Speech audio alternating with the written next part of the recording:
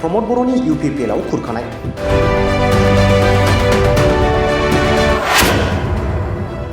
BTC नि EM doctor निलुत स्वर्गियारिनि गामिनिनो सुबुंफोरा UPPL दोलोखौ नागारनानै BPF दोलोआव जगदान।